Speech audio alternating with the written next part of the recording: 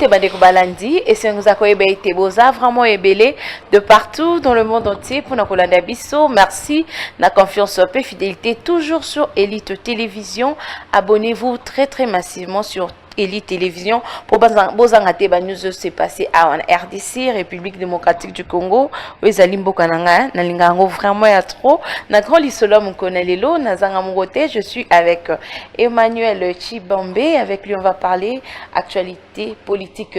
Bonjour Ndeko Emmanuel Chibambe. Bonjour Vanessa Moussao. Bonne santé. Santé ça bien. Maintenant que y a eu l'équipe.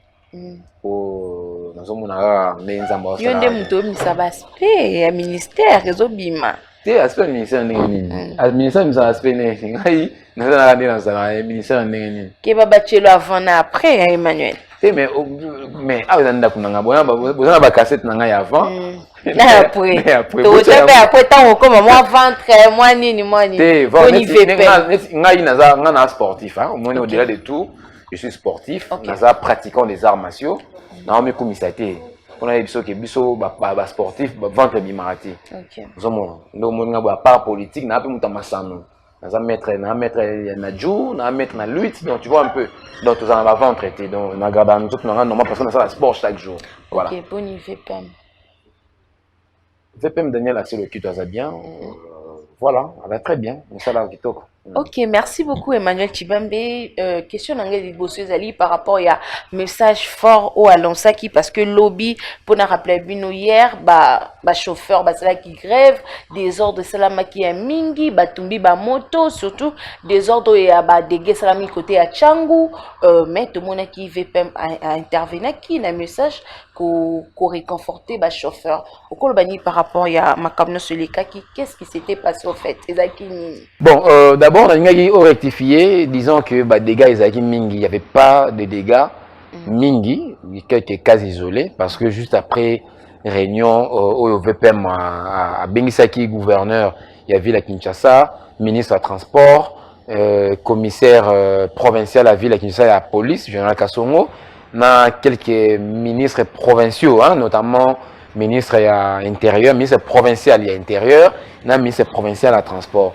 Juste après réunion, on a VPM qui tournait dans la ville à Kinshasa Mobima.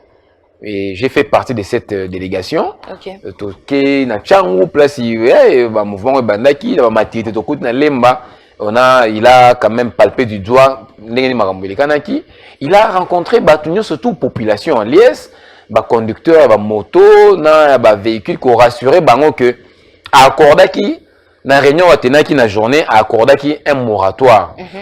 Accordant na chauffeur, taximan, na motocycliste, il y a 7 jours. Ça veut dire, motard, chauffeur, osala musala bango librement pendant 7 jours. Police a wakanga bangote. Bata mikanda, service à mikanda, ministère de transport wakanga bangote. Basala musala pour que tant au moratoire na eko ici là ekoka, bazo un moyen, basuma ba mikanda na bango oyo o l'état a osenga. Ndeko faut pas ko bossa na ke. Tant que c'est la commerce dans l'État, il faut foutre un pack à l'État. Ça se passe partout au monde, dans le monde entier. Donc, tant que c'est la commerce, il va foutre la taxe, il va foutre la redevance, il va pas que sur l'État, il va foutre un.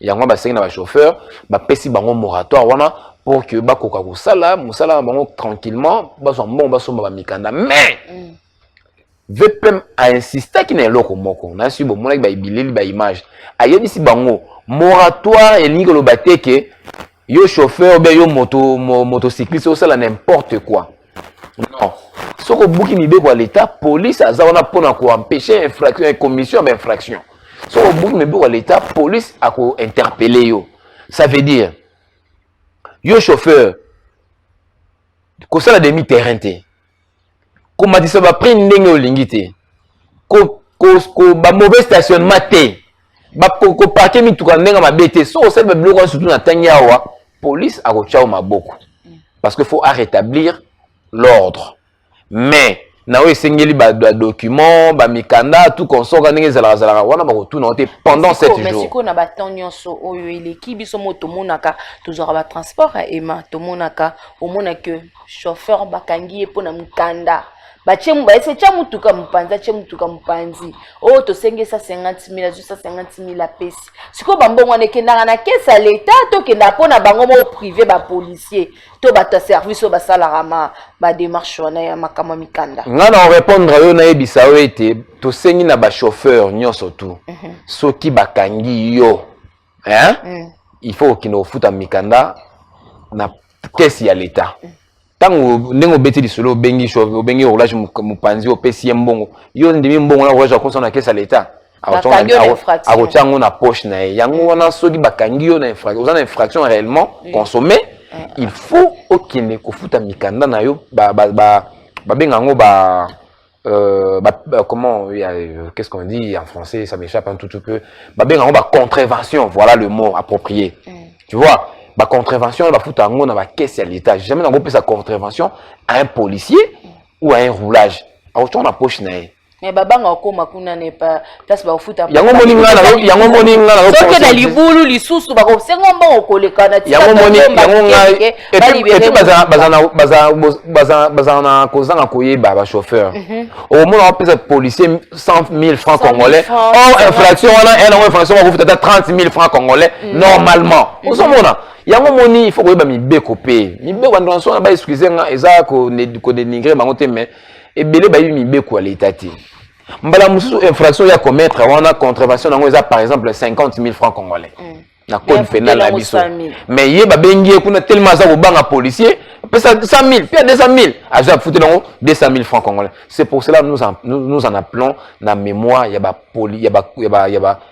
chauffeur so osali mbeba ya bongo ke na bureau ba pesi quittance na yo normal au fouti quand les abaki ça l'était ça on fouti normalement et puis nous en appelons aussi aux policiers ba policiers au ba ça ba pratique wana le VPM est intraitable ma dossier wana na si a pesi mbela lors il y a cérémonie il y a président mais na communa na siège ya commissariat général il y a la police a lobela ki makambo ba policiers au ba c'est livré na ba pratique wana a mettre bango en garde parce que mi beko l'état photo banga yango yo policier aux a droit to kangi chauffeur au senga mbongo cha mbongo na libenga na yo so bakangi yo policier so bakangi yo soki bakangi yo et puis le général Kasongo il est toujours à pied d'œuvre to zo mo ndenga zo ko traquer ba policier o ba sala ba pratique wana mais ce qu'on zo traquer bango ba hotelimile babi soki chef de l'état lingi population soki balingi échec à chef de l'état batumi balé ba cité Gentini Ngobila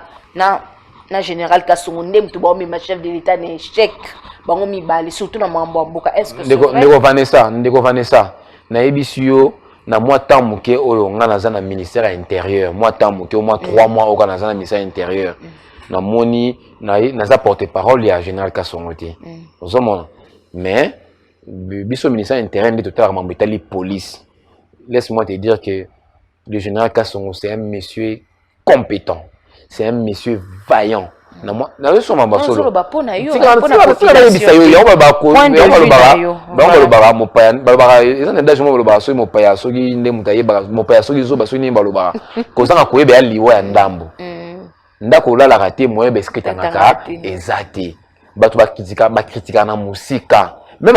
ngai pe avant na kuma na ministère intérieur pe na bana pe ko critiquer na musika.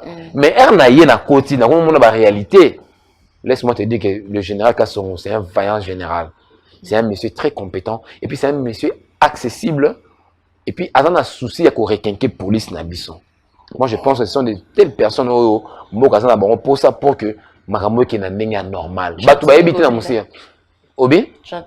Bon, malheureusement, je n'ai pas eu le temps de fréquenter le gouverneur de la ville. Parce que moi, tant que non, on a vu ça, on va raconter. Hein? Moi, je ne peux pas vivre sur base de raconter de la rue, non. Moi, je vis dans de part de fait. Et puis, il faut pas oublier que moi, je suis un ancien journaliste. Tu vois? Nous, on nous a appris, le journaliste raconte des histoires qu'il a vécues. Oazomona. C'est palpé en yo on les a yo mais quand on était maman yo moni au bon sang au côté on a ngape fona mo yo moni yo mona ndenge na yo maso moni pour nga mutu wana te ngape fona landa yo non ngape fona mo na pe mais réellement so eza mo sima na lobby so na moni te na lobate Et je ne peux pas prendre le pass Kolobalika Morobo pour battre le bara, on a peine le bayango. Non, moi je ne suis pas dans ce, je n'ai pas ce comportement là. Au moment là, on a lobby loco, pour on a moins lobby n'engage n'a qu'à son salut tourner la biso. Avant que tout le monde batte, ah général les gars qui a tout ça, tout le monde a boutou, tout ça, d'autres traquer bateau, à d'autres traquer ma police, oh c'est mes combats, c'est mes conduits. Non, on ne peut pas ça, on peut faut bêter ma boko. Au moment il faut pas seulement voir des trains qui n'arrivent pas en gare, Kolobara qui non, général ça n'a pas été, mais au passage il peut faut que le bayango. C'est ça aussi l'honnêteté intellectuelle. Hein? So il fallait ça Moussa wa seli mama malamu, le roi la linga été fait no baga té mabe, non, ça malhonnêteté, hein? Sur le plan intellectuel, c'est de la malhonnêteté. Si pour ça, il paye l'aura bien, attends la ligne en angayoté, si l'aura bien, il faut nous en encourager le bakino, Vanessa Moussao, ou bien Sephora Moufuta, ça il paye l'aura bien. C'est comme ça. Donc, le quoi, Olinganayo, nani exaucé, nani exaucé, le roi, même ici, non, faut être juste, madame, c'est comme ça un peu. Voilà. Oui, mais si vous avez un chauffeur, vous avez un kimia, vous avez un bango. Bon, non? Mais oui, mon moratoire est à 7 jours. Et Bandaki est en vigueur depuis hier. Ouais. Hier, c'était le 12, je crois. C'était le 12. Et vous prendre, et aussi, ça est fait jusqu'à après une semaine. Okay. Pendant ce temps, ça va traquer pour que soit mbongo, bakende ko somba ba mikanda ya mituka. Parce que après le 19, l'État l'a raté. L'État l'a été. Non, l'État l'a raté. Infraction, donc, si on s'est même à 0 heure au monde à l'État. Donc, parce que bon, parce que après le 19, l'État a mukate la bango. A raison la décision na papa. Est-ce que Mikanda Zali? Ça fait identifier. Tout à fait. Parce que comme il y a un mouton, ok, agent, peut qu'on abote le contact. Donc il faut pas identifier. Donc c'est un peu ça. Merci beaucoup Emmanuel Tshibambe. Parlons à présent actualité loi. Noël Tiani, proposition au écoute dans l'Assemblée nationale et pas tingi pour nous mais ezo pesa moi ba makele les belé. Est-ce que yo parle expliquer biso en tant que Congolais, osa pour loi wana ou bien osa contre yango parce que bato bazo s'est penché dans le message à chef de l'État ndenga lobaki que ils ont l'importance té. Oyebi nga naza Congolais, maman nga congolaise abotami na Congo na Kasai. Papa na ngai pe à son âme azapé azali congolais abotama pe na Congo na Kasai. Ngai na botami na Congo na Kinshasa. Je suis congolais de souche. Donc barrière, grands-parents nanga basa ba congolais. Donc et loko nyonso ko na Congo na bénéfice ya ba congolais, nga na ko boya ngote. Maman, na ba pays nyonso ya mokilo nzamba sala, na mikili ya poto, na ba États-Unis d'Amérique. Il y a au ba benga en français fonction chef de l'État, ils a toujours verrouillé. Donc, fonction chef d'État, ils a toujours verrouillé. Ce n'est pas n'importe qui comme un chef de l'État. Oui, pour nous, ils ont fonction sacrée. Ce n'est pas tout le monde. Tout le monde est chef de l'État ou les cas dans Joseph Kabila. Bah, tu es fini, non, étranger, tout ça, bonabo et tout ça. Bah, monsieur, bah, TV, non, tout le monde à Rwanda, bonabo. Tout le monde est en moto. Pendant 18 ans, on a vécu cette situation. Et ça passe si les locaux disent que Congolais qui je vais faire 100% Congolais parce que d'autres les alliés. To lingi to le masiko na façon wana. To lingi pena que non. Pourquoi ma Congolais mais beko pena balobi il faut des pères et de mères congolais. Si vous avez des pères et de mères congolais, si vous reçoivez unanime. Moi je pense que c'est une loi qui est opportune, c'est une loi qui est salvatrice pour le Congo. C'est une loi qui est bénéfique, salvatrice, comme je l'ai dit. Alors, moi, je trouve aucun inconvénient. Et puis, il y a aussi un député qui va débattre sur un incessamment, va voter à l'unanimité. Tout vulgariser le message parce que ça va nous éviter beaucoup de choses. Comme infiltration nationale l'État. Banda, Rwandais, Baya Awawa. Tout le monde, même James Kabarebe. Chef d'état-major dans Mboka Nabiso. Tout le monde même Bizi Mankara. Ministre des Affaires étrangères dans Mboka Nabiso. Tout le monde a fonction ma casse dans Mboka Nabiso. Non, madame, ne donnons pas l'impression que la RDC est devenu un Capharnaüm kafkaïen. Non, non. C'est pas un Capharnaüm kafkaïen. Où tout le monde, ça veut dire que Égyptien, mon parle en Égypte, bon, on a pas postulé dans la RDC. Non, ne donnons pas cette impression. Exemple à Obama. Obama, salut. Obama, c'est Azam d'Afrique. Non, elle est Okuta. Elle Okuta. Obama, papa, n'est pas américain. Abotami américain. Dans les États-Unis d'Amérique. Il y a bisanga siko. Attends, maman n'a soy Kenyan, soy nengeni. Mais maman n'a aboti na Kenya te. Lokuta maman. Aboteli wani. Maman n'a aboteli na États-Unis. Na mi beko États-Unis et lobby pour comme président faut za moto botami na États-Unis. Faut za moto botami oza américain, botami na mboka États-Unis. So botami atao na Brésil, o komara jamais président. Par exemple les ebelé. Oyebi Arnold Schwarzenegger, acteur on a monene au commando. Au biso toto bana mkito aussi pour la commando, Arnold Schwarzenegger, a comme même gouverneur de Californie. Californie est état moko un des États États-Unis d'Amérique. Mais tant que na poste au président de la République, a tchepé candidature na ba boye qui pour la nine. Oh yé, papa na ina maman ba américain. Mais malheureusement papa nena maman ba botaye na libanda États-Unis. Ba botaye na Autriche. Na Vienne, na ville à Vienne, na Autriche.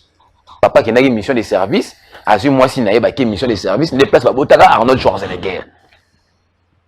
Dans bazone États-Unis, a ça les américains de père et de mère, mais le roi botama qui libanda États-Unis. Ni beko pekisi muto comme président de la République, ou la botama libanda États-Unis. Baboyaki. Madame Madeleine Albright, américaine de père et de mère, secrétaire d'État américain pendant 4 ans aux États-Unis.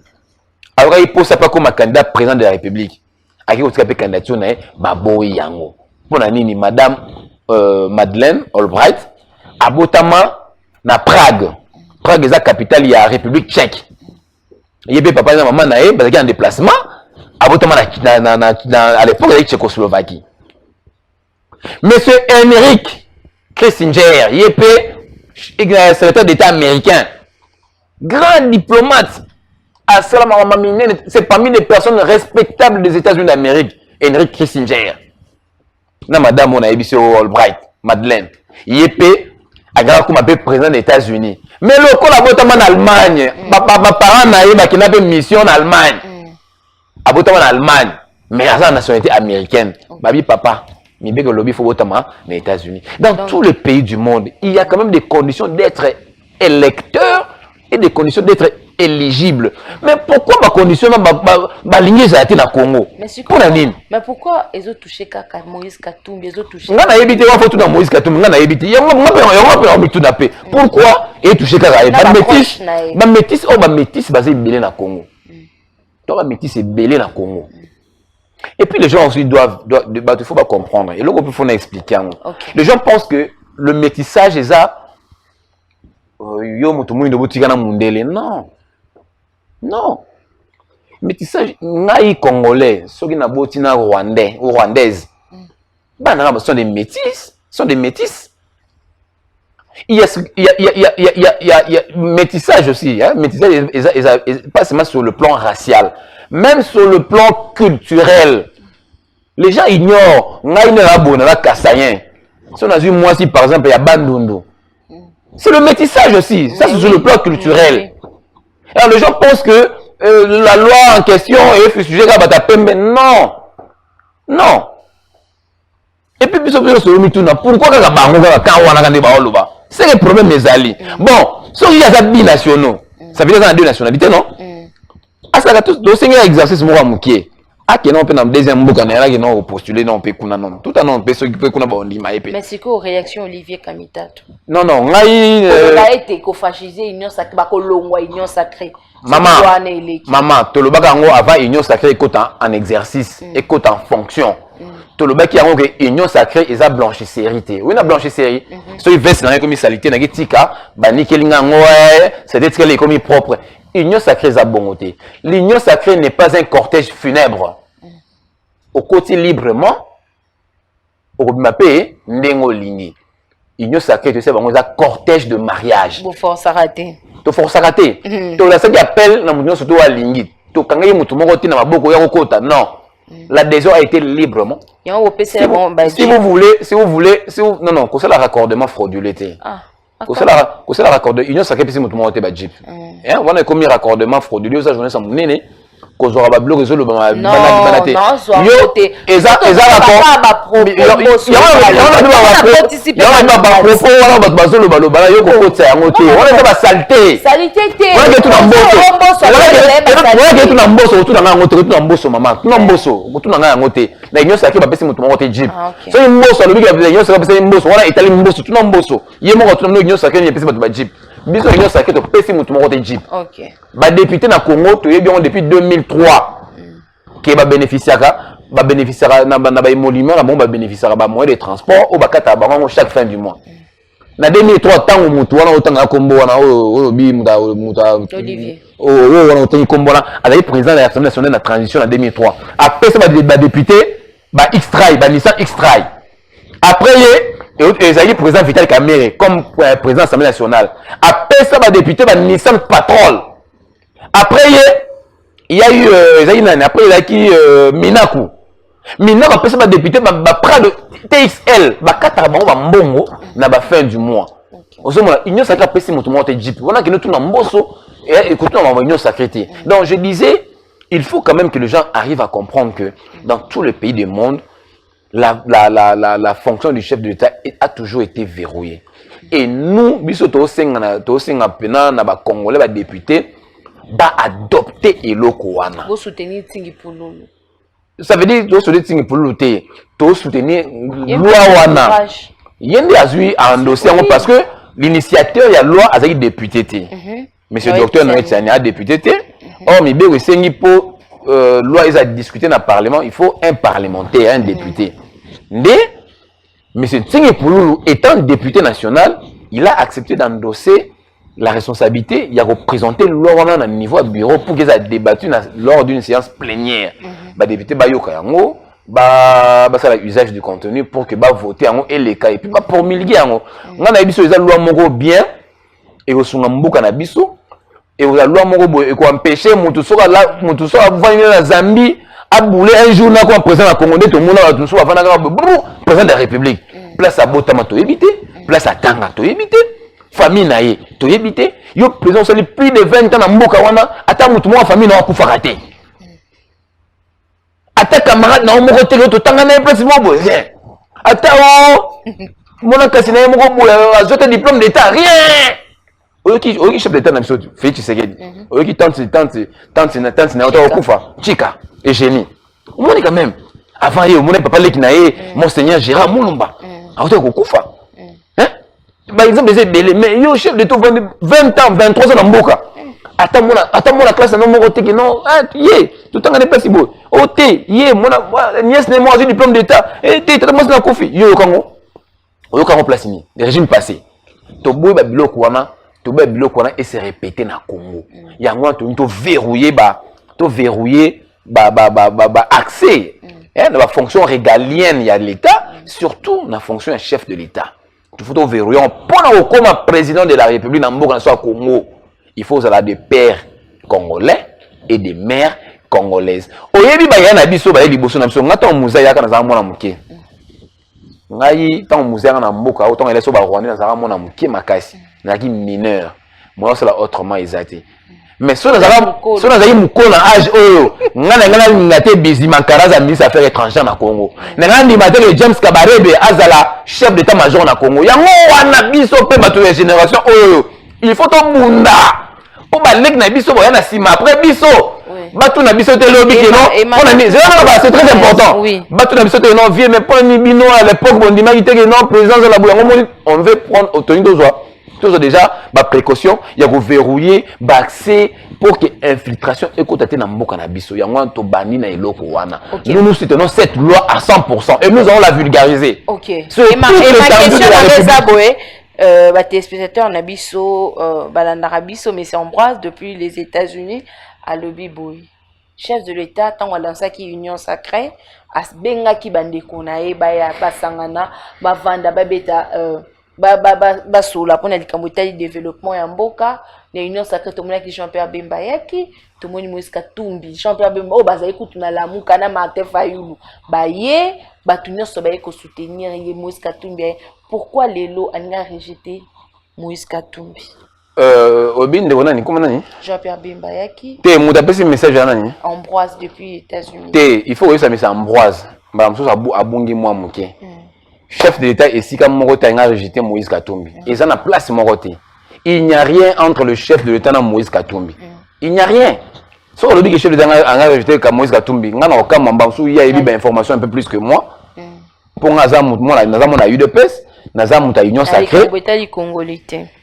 D'abord il n'y a pas un débat sur la congolité. Il n'y a pas. Les gens non. Écoutez, pourquoi émission comme Nasuka? Les gens confondent. Okay. Il n'y a pas de débat, il n'y a pas un débat ouvert par rapport à la congolité. Non, c'est faux. Heureusement, moi je suis un scientifique, moi je suis un intellectuel. Je suis manipuler. Dans ma classe, je suis manipuler. Même un docteur d'université, non. Parce que la connaissance, c'est ça. Il n'y a pas un débat sur la congolité, c'est faux. Le débat est plutôt sur les fonctions régaliennes de l'État, le verrouillage des fonctions régaliennes de l'État, tout simplement. Okay. Sans habit national, ça veut dire que tu es congolais. On est congolais, Moïse Katumbi. Moi, je confirme Moïse Katumbi, c'est un congolais. Moi, je le confirme. La preuve est que, au moment qui est Kabila, basé dans Moïse Katumbi, a créé le problème à Moïse Katumbi qui m'a gagné un poteau. Baboto n'a pas passeport. Mais tant que le chef d'État fait Tshisekedi aïe, la première des choses c'est ça. Après Katumbi passeport, et puis c'est Zonga na Congo. Il reconnaît que Moïse Katumbi c'est un Congolais. Et moi je confirme ici sur ce plateau, Moïse Katumbi est Congolais. Maintenant le problème est à place nini. Problème est à ce qu'on a ma origine, pendant qui Congolais, balobi Congolais oui. Tu peux être Congolais de père ou de mère, tu es Congolais. Mais le problème, c'est que ça pour accéder à la fonction de chef de l'État. Balobi, non, tu peux avoir des nationalités. N'est-ce pas Moïse Katumbi a des nationalités. N'est on a ce qu'on dit tout au monde. Place pour télémé. Place pour télémé. Place loi Tchani et Zomo. Tu es congolaise. Oui. De père et de mère. De père et de mère. Oui. Et quand c'est la paix qui. Bon, nous sommes un ami dans un mère, parmi mes meilleurs amis. Ami dans la paix, c'est derrière Kutumbote. Hein? La PC Nambote, Anita Masieta. Comme Nasuka. Papa nae, papa nae colonel. Asa un officier de l'armée. Papa nae, asa congolais. Mais maman nae, il semblerait que maman nae, asa mutu Angola. Où est-ce monde? Il y a beaucoup de gens qui disent, Emmanuel, moi je me sens congolaise, mais en contrepartie également angolaise. Donc j'ai deux nationalités. Okay. Et j'ai deux passeports. Si vous êtes Anita Masieta, un jour, la Mouki Boye, on a fait comme présidente de l'Assemblée nationale, ou bien Sénat, tu dis non, maman Anita Masieta. Non. Tu es congolaise, en même temps tu es angolaise. Merci. Il faut être congolaise de père et de mère. C'est ça en fait le débat. Ce n'est même pas la congolité, non. S'il faut parler de la congolité, moi, est-ce que tout est congolais? Moi, je le confirme. Merci beaucoup, Emmanuel Tshibambe. Merci. Mot de la fin. Un numéro de contact. Merci beaucoup. On va congolais sur Balandi Biso. Tout soutenir loi Tiani. Et ça loi Oyo. Et au sala qui mboka na biso to éviter makambu ba Rwandais kokota ba Ougandais ba tout surtout ba menacer sur mboka na biso. Et vous permettre à ce que ne peut être président de la République à moi na Congo à botem na Congo. Hein? On a ba doute la souhaiter par rapport à la nationalité à président na biso. Donc tout soutenir loi wana est tellement importante pour l'avenir en mboka na biso. Pour na Batunion surtout balingi ba contacter ou bien ba komelanga ou bien ba critiquer de manière objective sur balingi ou de manière subjective. Bango pour pesa numéro. On a supporter bango. Na supporter nanga mais ça moyen monde na ponaki et puis na yebi ndenge ba mso ebele ba benga nga ba féliciter nga. Misusu ba benga nga pe ba fini ngai na ko profiter puis na pesa pe madame mo na Paris. Madame Esther Matumona, Madame Mireille Esther Matumona depuis Paris. Attendez un dernier, on a mon agacé moi western, donc merci pour la geste. Au monde, mais Madame on a de pas après émission, on a partagé à mon émission. Ah Emmanuel, merci. Moi $100 moi attendez, tu vois. Donc Voilà, c'est un peu ça. Numéro on a plus 243 81 40 50 220. Plus 243 40 50 220. Merci beaucoup. Merci beaucoup, Bozaki Ebele à Kolanda, émission Mukona Lelo. Vous s'abonner très massivement sur Elite Télévision. Hein? Vous s'abonner vraiment dans le bassoute. Vous s'abonner sur Elite Télévision. Et ça, là, bientôt, on a mon abo s'abonaka. Na pesi bon merci. Na baino so batala rabiso. Puis na profité qu'on passe heureux anniversaire à ma copine privée. Donc depuis les États-Unis, Tina la Perle. Donc heureux anniversaire à toi. Je salue aussi en passant chérie Nangamuna Linga Bango Mingi, Exaucé Lukumba, ainsi que Sephora, mon Futa. Donc, la Linga Abino, vraiment, il y a trop. Ce qui peut bosser, il y a une image, merci. L'équipe technique, il y a Elite Télévision, Némi Liwata, ainsi que Gaël Homo Fortis, Nabosente Jacobi, hein. D'ici là, portez-vous bien. À bientôt. Bye.